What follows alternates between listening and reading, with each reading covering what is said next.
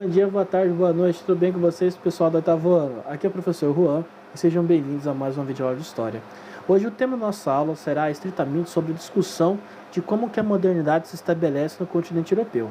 Essa chegada de um novo sentimento enquanto a relação que se existe entre o sujeito e o tempo, onde que nós estamos agora no nosso tempo presente, ela vai ser muito violenta durante o século XIX, muito porque as revoluções tecnológicas e científicas não acompanham também o desenvolvimento social.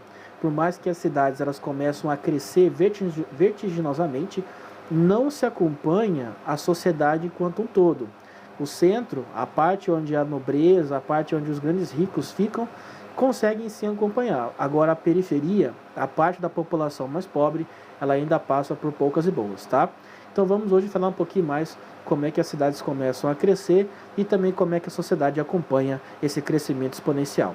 Não saia daí. O século XIX, ele é tido como muitos períodos onde ocorre uma maior mobilização social dentro dos centros urbanos, tá? A cidade de Londres, eu vou usar ela como exemplo, porque ela vai ser a maior exponência, ou o maior expoente de que tem sobre essa modernidade, quais são os efeitos que ela tem na vida prática das pessoas. Alguns historiadores, como Friedrich Engels, o Gombrich, entre outros, que estudaram o seu próprio tempo, porque eles são do tempo do século XIX, visitam Londres para tentar entender um pouquinho mais do que causa essa modernidade dentro da vida das pessoas. Hoje nós usamos o termo de modernidade como um adjetivo. Algo que você compra, que seja moderno, significa que ele é melhor, que ele tem as atualizações, que ele tem o que há de mais de novo. Exemplo, se você vai comprar um celular, você não vai querer algo que é antigo, você não vai querer algo que é ultrapassado, você quer algo moderno. Olha, o vendedor provavelmente vai usar esse argumento com você. Esse novo celular aqui, sei lá, o novo iPhone, é o que tem de mais moderno dentro da telefonia móvel. Beleza, você já sabe que aquilo significa algo bom, mas nem sempre isso teve um adjetivo atrelado dessa significância.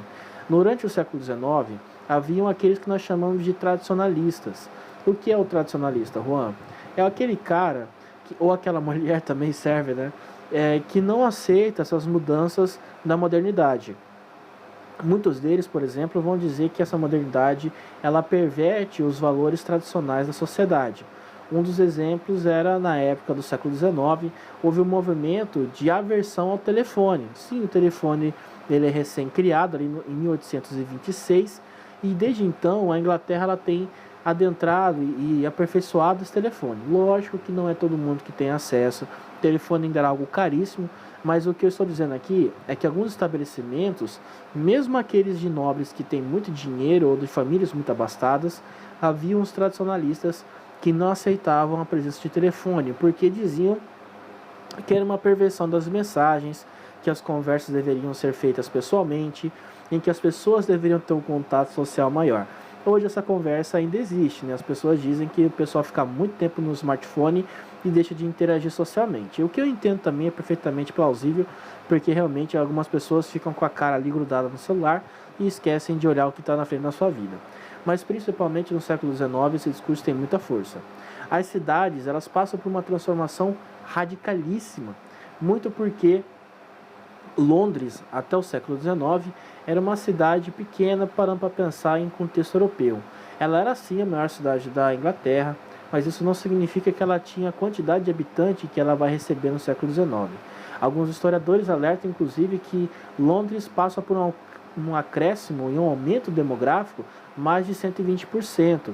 Ou seja, todo mundo da Inglaterra, a estatística é perfeita, assim, a cada de 3 pessoas, 2 se mudam para Londres durante o século XIX. Ou seja, a maioria das pessoas da Inglaterra acabam se mudando para Londres. E depois que eles chegam em Londres, se deparam com uma situação muito complicada. De que tipo, Juan? Bom, a cidade não estava preparada para receber isso de gente. A cidade, por mais que ela seja uma cidade grande, uma metrópole, por assim dizer, ela não tem o aparo urbano para isso. O que é esse aparo urbano, Juan? É quando nós temos uma estrutura pronta para receber novos visitantes, ou mesmo novos moradores. Hoje nós temos cidades que já têm esse planejamento urbano. Então, vira e mexe, por exemplo, Cuiabá, vocês podem ficar espertos que vocês vão observar isso. Sai um loteamento novo, tem espaços para ter novos bairros, esse tipo de coisa. E já em Londres, essa cidade, por mais que seja muito grande, ela é limitada. Lembrando sempre que a Inglaterra ela é muito menor que o Brasil. Então, as cidades elas tendem a ser um pouquinho mais apertadas dentro dos seus centros urbanos. Então, Londres vai passar por um problema. Onde é que eu vou montuar isso de gente? Literalmente vai se criar alguns prédios que tem 3, 4, 5 andares e as pessoas moram do porão até o sótão. Então, a situação da moradia, primeiro, ela vai ter um problema sério de encanamento, porque se 5 pessoas, 5 famílias até mais, moram nesse prédio, e esse prédio não tem o encanamento necessário para isso, ele não tem um arrefecimento, que Londres é uma cidade muito fria, precisa ter um aquecimento ali muito bem distribuído, a situação das moradias começa a ficar muito precárias. O que nós conseguimos observar, por exemplo, no século XIX, dentro de uma moradia londrina. Primeiro, a presença de ratos e pulgas, era muito normal ter rato e pulga dentro das casas, porque as pessoas não tinham um sistema de encanamento decente para poder escoar o esgoto ou mesmo os dejetos humanos, né? Assim, o problema das pessoas era se livrar das fezes e da urina que eles produziam dentro do próprio prédio. O que era costumeiro fazer e que é um hábito medievalista que logo mais eles vão tentar se livrar disso. A famosa casa, ou aquela casinha do Shrek, onde todo mundo vai fazer as necessidades. Isso forma um poço. Um poço, ele até que é aceitável quando você tem poucas pessoas utilizando ele, tá? Uma família de 5, 6 pessoas, 7, 8, 9 no máximo. Porque começa a acumular muito rápido. Agora, quando você tem um prédio com 5 famílias, cada uma com 6, 7, 8 pessoas, todos usando a mesma casinha, isso vai gerar um problemaço, porque o poço desse banheiro ele começa a lotar muito rápido, isso traz mais rato, isso traz mosca que também transmite doença, ou seja, é uma porcalheira danada. Com isso, vai também gerar um certo ambiente de contaminação. Era muito comum nessa época do século XIX em Londres as pessoas falecerem de cólera, que é basicamente uma doença que você pega por pegar alimento contaminado, ou você está com a mão suja de coliformes fecais ou de outra bactéria e pega no alimento e coloca na boca. Vocês terem ideia, quando o Friedrich Engels, que é um grande historiador que observa Londres do século XIX, visita a cidade, ele fica extremamente enojado, porque ele observa que nas ruas as pessoas colocavam alimentos no chão, e esses mesmos alimentos eram vendidos para as pessoas, e a maioria deles estava em uma situação quase que de podridão já. Ora, por que isso, Juan? As pessoas não têm alimento fresco? Não é que não tem, é que não dá para todo mundo. Antes, todo mundo morava no campo, produzia o seu próprio alimento, a relação de subsistência com as moradias de fazendas eram muito mais saudáveis, porque você acabou de colher, lava o alimento e já consome, então está fresco o alimento. Já em Londres não, as pessoas têm que ir na fazenda, colher esse alimento e trazer para a cidade. E às vezes essa viagem demorava 1, 2, 3 dias em condições péssimas, o que fazia com que o alimento se degradasse rapidamente, algum deles até chegasse a estado de putrefação, que é o alimento podre. Então, as ruas de Londres, para vocês terem uma imaginação mais fértil aí, fica fácil. Elas eram habitadas por amontoados de pessoas. Algumas delas estavam vendendo alimentos, tanto vegetais quanto carne, em estados próximos de putrefação. Era muito normal sentir um cheiro grande de fezes ou de urina, porque as pessoas não tinham costume de fazer suas necessidades no banheiro, porque ele está sempre ocupado, então acabavam fazendo nas vielas mesmo. Era uma cidade extremamente porcalhada, mas isso é sempre bom de lembrar que é a parte do centro para a parte da periferia. As moradias dos nobres, das pessoas de muito dinheiro, os ricos mesmo, rico que eu falo aqui, é o cara que ele tem literalmente milhões de libras esterlinas investidas. Ele é um cara muito rico mesmo, quase tão rico quanto os donos de bancos hoje em dia. Esses moram muito bem em mansões gigantescas, com 10, 15 banheiros, por isso que tem muito banheiro, até hoje é tido como uma referência de uma casa ser mais cara, né? Porque tem todo um sistema aí e também uma relação histórica de manter essa casa com banheiros livres para as pessoas poderem se aliviar. E também tem uma relação onde essas casas muitas vezes tinham sua própria forma de produzir alimentos.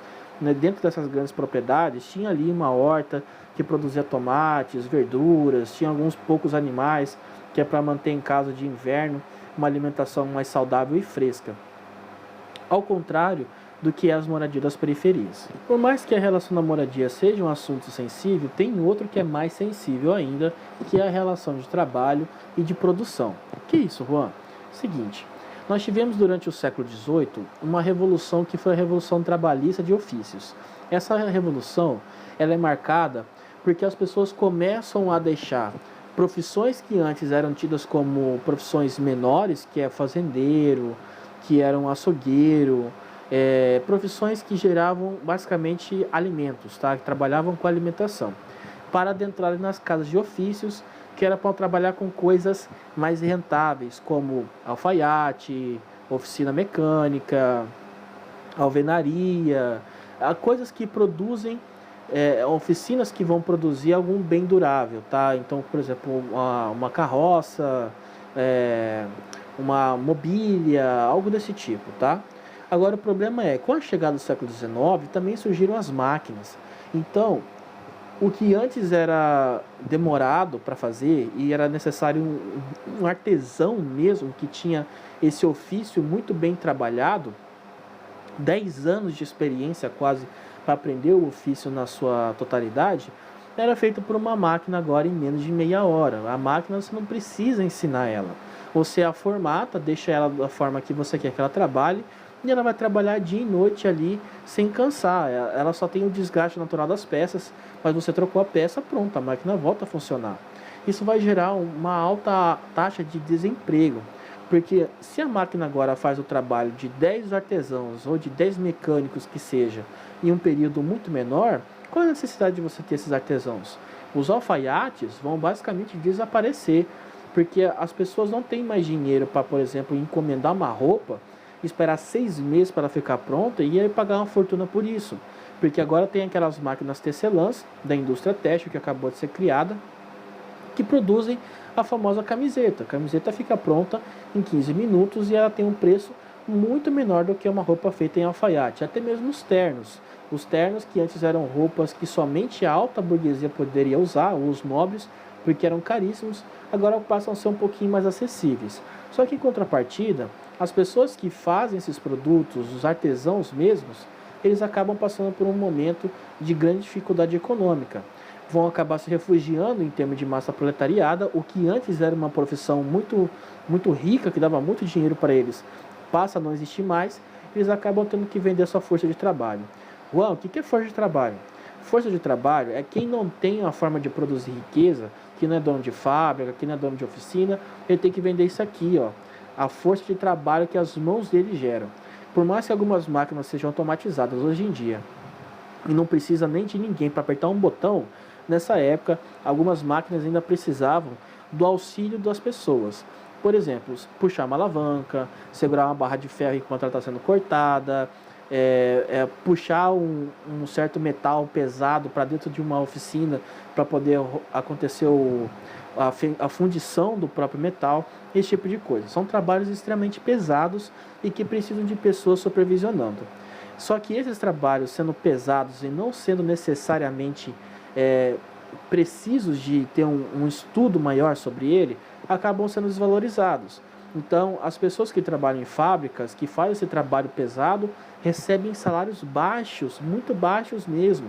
E a situação era quase sempre de uma certa penúria, porque no outro dia você podia ser mandado embora.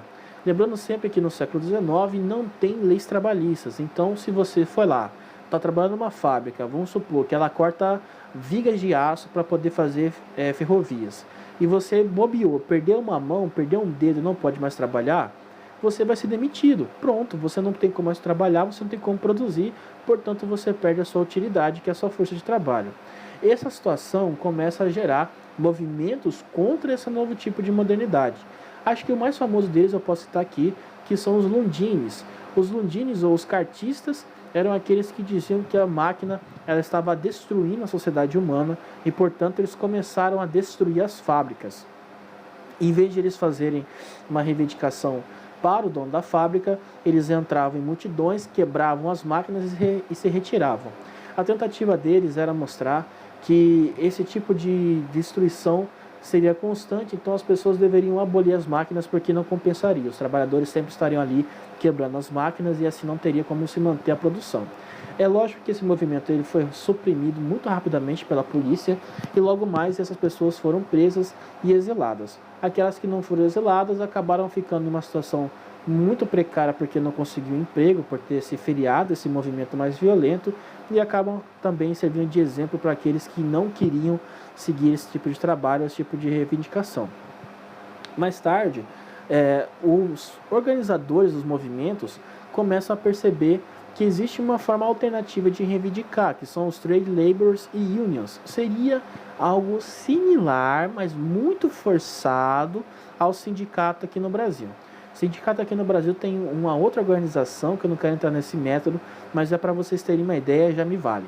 Essas organizações de trabalhadores tinham basicamente o sentido de que chegar para o dono da fábrica e falar, olha, a situação aqui está precária, a gente está perdendo muita gente boa que trabalha aqui, tem pai de família ficando sem braço, tem pai de família ficando manco e nada está sendo feito, só sendo mandado embora.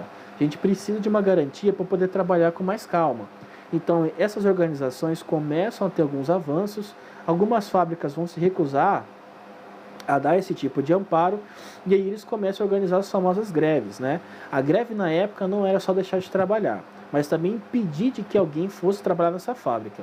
Eles não poderiam, por exemplo, dentro da fábrica deixar de trabalhar ou de destruir os instrumentos de trabalho, que eram as máquinas, então eles se organizavam nas portas das fábricas e não deixavam ninguém entrar que fosse trabalhar no lugar deles. É uma forma de greve meio que compulsória, mas é o que funcionava em alguns casos. Mais tarde, essas medidas vão acabar sendo desenvolvidas para um tipo de greve mais violenta, né? A famosa greve de partido, onde todos os trabalhadores são filiados a um sindicato ou a um partido e eles combinam uma greve geral num dia.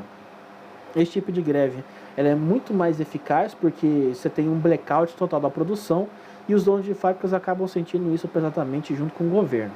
As formas de repressão dessas greves vai ser basicamente a perseguição política, o que vai gerar também um acirramento, um extremismo maior de ambas as partes, tanto daqueles que eram contra as greves, quanto daqueles que eram a favor. Gente, já falei bastante por hoje, espero que eu tenha trazido para vocês um contexto aqui bem legal sobre como que é a modernidade na Europa. Vocês conseguiram observar, e assim espero, como que a situação não era fácil, tá? Nós temos, na verdade, ali uma Europa em uma situação muito precária, onde a sociedade começa a se transformar porque ela precisa, onde a sociedade ela se observa meio que enquanto encurralada com essa modernidade. O homem moderno é um homem extremamente sofrido. Então, Londres aqui foi o principal exemplo, porque ela era a maior cidade no seu momento ali da Inglaterra, tá? Espero que vocês tenham gostado, principalmente aprendido. Um beijo, um abraço, até a nossa próxima aula.